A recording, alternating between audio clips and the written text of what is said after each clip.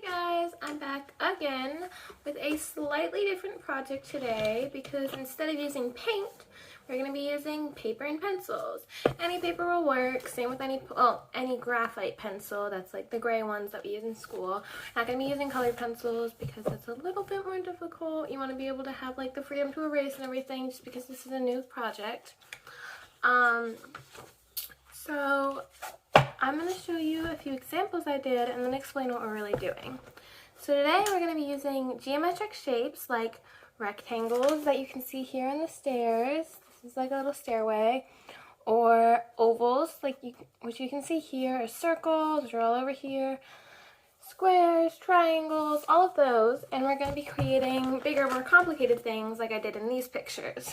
So you can see that I make, using an oval and then a circle, by just connecting it and using those as guidelines, I was actually able to create an eye. Same with the nose. I used circle, rectangle, a few other lines. Obviously, this is a little bit more complicated than what we're going to be doing today. I just wanted to show you some examples so that if you continue doing this, you can see exactly how shapes will get you places.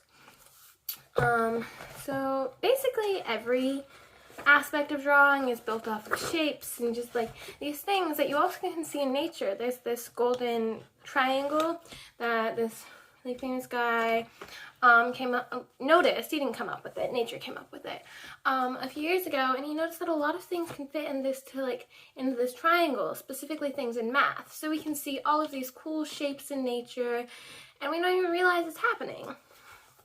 That's basically how art is too. A few artists that were good at that were Michelangelo, who used triangular shapes to actually draw attention to the parts of the statues, because he wasn't he wasn't a painter. He didn't use pencils and paper. He built statues. Still an artist though, and he used triangles in his statues, specifically Pieta, which is one of his famous statues, to draw attention to everything he wanted the viewers to see. There's also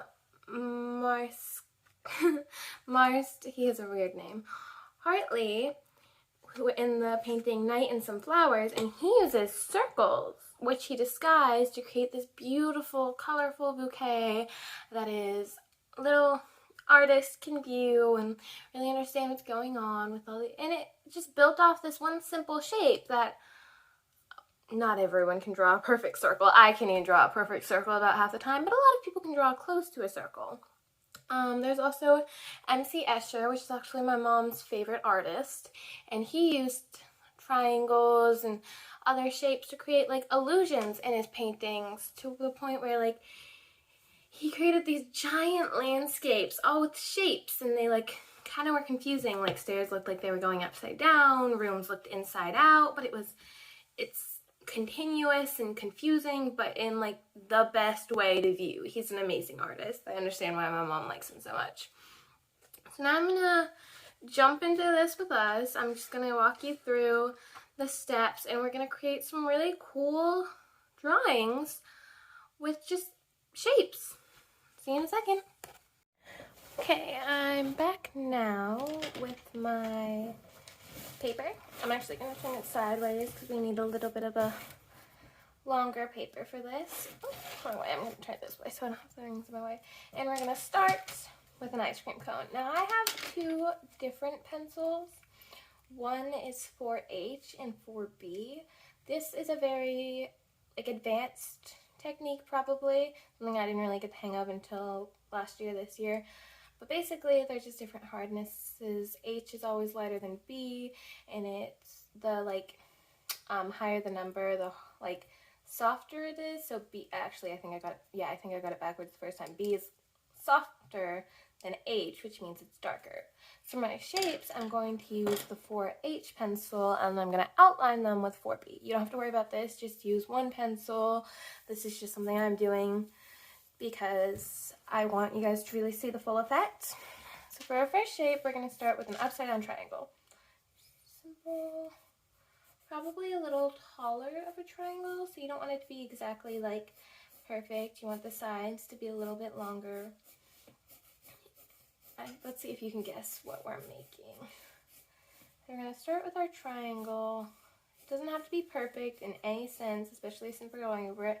And then we're going to create a circle that slightly overlaps the triangle. So you have this shape. If you haven't guessed it by now, we're making an ice cream cone. So now that I've got that down, I'm going to add a few more. We're going to take the top of the triangle and we're just going to follow about along the circular line. We're not going to do it perfectly.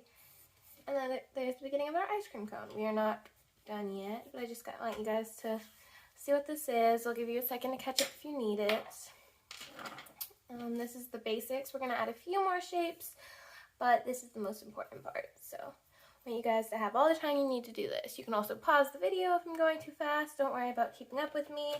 I've practiced this already because I always practice before I go into videos just to make sure I'm doing everything right. So I know exactly what I'm doing, and you guys are learning something new. So don't worry about it at all. Now that we've got that, I'm actually going to add a few more circles. I'm going to follow right along the line we just made. So we're going to take small circles and we're going to follow that line. And then I'm just going to go back with my harder pencil now, and I'm actually going to trace everything. So let's start with the outside of the triangle. I'm just going to trace over it with my dark pencil. And I'm going to go over this. If you are tracing over or going back over, then don't completely draw the circles. Just kind of create and trace the outside. And then we're going to trace the circle.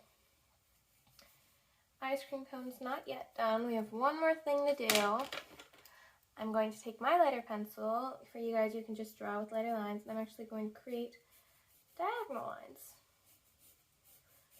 Their shapes. There we go. See how they're diagonal? And I'm going to go back over the other way. And you want them each to be about an equal distance from each other. I messed up on that last one, but I'm not going to worry too much about it. And then if you want, you can color in a little bit on the sides to give it a more circular shape. Same with this. Color in a little bit on the bottom, a little bit on the top to shade. There we go. There's our ice cream cone. Looks almost good enough to eat, doesn't it? I'm sure yours looks even better than mine. Okay, so now that we have our ice cream, you do not have to write it. I'm just adding it. We're going to create a baby. And this sounds a lot harder than it is. I think this one is actually easier than the ice cream cone. So we're going to start with an oval. Just a simple oval. Don't stress too much about how perfect it is. And then right on top of it, we're going to create a circle. These should be about the same, like, width, but obviously one's a circle, one's an oval. And then now that we've got that, we're going to create two little circles on the side of the big circle, although these are more ovals than circles. And now I'm just going to trace over most of it with my darker pencil. Give you guys a chance to catch up with everything else.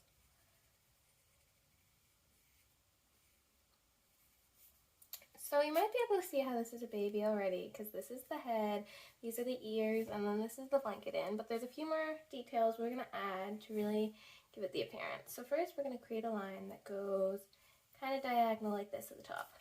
See that? Just do that with me. Okay, now we're going to do the same thing, except we're going to stop this line right there.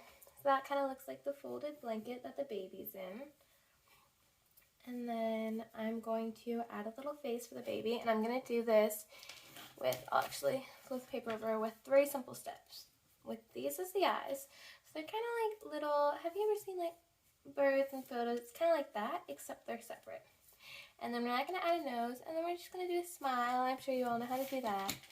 So just a little eye, and then a smile. I'm going to add, with my lighter pencil, I'm going to add a little bit of a blush on the cheek, but you guys do not have to do that. And then I'm going to add hair. And for this, I'm going to it's kind of like a flame. You can also do it by drawing a circle and then adding a point.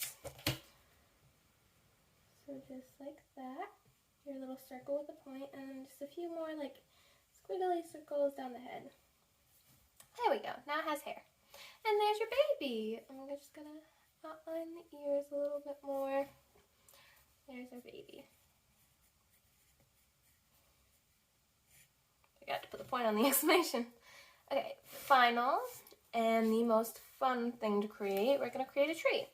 Again, we're gonna start with two shapes this time. So we're gonna draw a rectangle. Sorry, I should have said that before I started drawing the first line.